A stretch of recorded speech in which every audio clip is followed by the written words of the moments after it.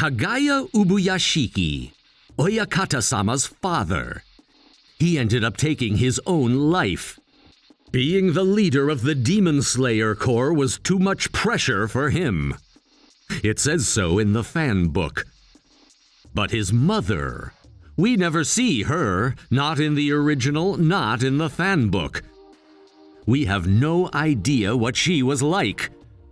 Was it because she was no longer with them? That seems unlikely because the mother doesn't have the Ubuyashiki blood, so it seems unlikely that she passed away at such a young age. But then why isn't she around? And if she is dead, why? What happened? Let's look at some possible explanations. First, when her husband committed suicide, maybe she decided to go with him. Or maybe she killed herself right afterwards, but after some research, I doubt this was the case. Next, maybe she died in the fire, the one Oyakata-sama's brother started. I spent an entire day thinking about this, but I couldn't really find anything. But then, when I was looking at the original art collection, I found the answer. It was right in front of me. The truth behind her death is, when the brother set fire to the mansion, she went back to save the others and got severely burned. Then she passed away a few days later. So, Oyakata-sama's mother was killed by his brother. And the little brother who set fire to the mansion, his name was Senri Ubuyashiki. He couldn't accept his faith and he blamed his mother and his brother for it. And the Ubuyashikis? Since the men didn't live long, they made the men dress up as women, but Senri refused. Then he started losing his mind and he decided to set fire to the mansion to end it all. Then he committed suicide, taking Akito, his little brother, with him. He was only 8 when he set fire to the mansion, and Akito was only 6. And although most of you might think he's crazy for doing this, personally, I think that's how most people would react. In the original art collection, it says Senri spent most of his days blaming his mother and his brother for his fate, but what did he say to his mother exactly? Why did he blame her for this? This is just speculation, but the children of the Ubuyashiki family, they didn't get to live for long except for one. They were all destined to die by age 13, and even the one who made it past 13, he could only live to be 30. And even if you make the first cut, you'll have to spend the rest of your days fighting demons. What's the joy in that? Naturally, this made him very upset. Why would you bring me into the world knowing all this? I wish I was never born. You say you love me, Mom, but you never cared about me. That's why you brought me into this world. And if only one can survive, why didn't you just have one child? We're just substitutes, a plan B. And if my big brother survives, we'll never amount to anything. We won't even get a chance to fight the demons. All we can do is wait for death.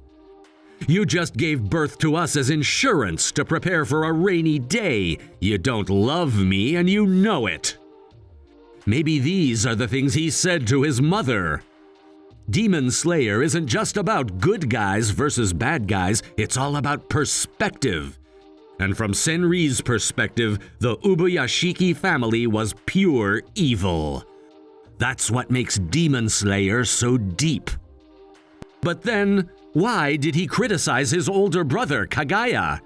This is just speculation, but after their father passed, his brother was now the leader of the family, which means he'll get to die a hero fighting demons. That's why he can smile like that and be okay with this madness. But things were different for the little brother. He was just a plan B. He'll die a nobody at age 13. But if it wasn't for Kagaya, he could have been the hero. He could have fought the demons and gotten all the praise. But thanks to his older brother, all he can do now is wait for his death. Maybe that's why he had it out for him. And Senri, he never lashed out at his little brother, Akito. He was angry with his mother and his older brother, that's it. But strangely enough, he took Akito with him when he committed suicide. It's tragic, but maybe he did it out of kindness. He knew that he was too young to understand his fate, but it was only a matter of time before he realized his life was doomed from the beginning. So maybe he decided to end it all for him. Maybe he did this out of love. It was his way of saving him.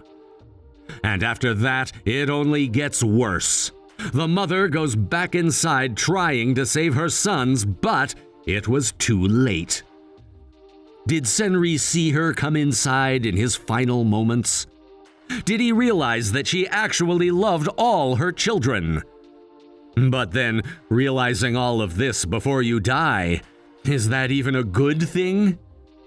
Maybe some things are better left unknown. I guess we'll never know, but talk about a tragedy. Now let's look at things from Kagaya's perspective. His father commits suicide, and his little brother kills everyone else by setting fire to the house. And the little brother ends up taking his own life as well. And all of this started with one man, Muzan Kibutsuji. He ruined countless lives and families. He tries to set things straight with Muzan before his time is up to avenge his family and his siblings. And another thing, like Muzan said, he stayed calm until the very last second before the explosion. If you ask me, only he can pull off something like that. When the others see Muzan, anger takes over. But Oyakata-sama, he suppressed his emotions so that he could take out Muzan once and for all. There's a lot to learn from Oyakata-sama. A good leader doesn't show his emotions. He may feel it inside him, but he does not show it. His children were brutally murdered, but Oyakata-sama, he doesn't show it. He learned to control his emotions. That's why he was able to stay so calm in front of Muzan. On the other hand, Muzan, he doesn't even try to hide his negative emotions. Now going back to what was going through Senri's mind, what I said earlier was mostly speculation, but for whatever reason, the fact remains. He set the mansion on fire, killed his brother, and took his own life. Kagaya was a hero, but him getting all the attention and praise, maybe that's what caused Senri to lose his mind. This is a recurring theme in Demon Slayer, and it really makes you think. Senri was scared of death, and as a result, he took out his anger on his family and killed his little brother. And oddly enough, this emotion is strikingly similar to Muzan Kibutsuji. Muzan turned into a demon and survived, but if he hadn't, and he came face to face with death, he probably would have done something similar. I can really picture that happening. In that sense, Muzan might be the only one who can sympathize with Senri. As ironic as that sounds, Senri and Muzan were blood, so maybe they weren't so different after all. But then why didn't they explain this in the original series or the fan book? My guess is they kept it out on purpose for small children. But the original art collection, that was for an older audience, so maybe that's why they included it in there. Either way, I think they made the right call not including this part of the story in the original. It's a pretty dark story, so I think it's a bit too extreme for younger audiences. That's it for today. Thanks for watching. That's all for now. For more Demon Slayer theories, please like and subscribe for more videos. See you soon.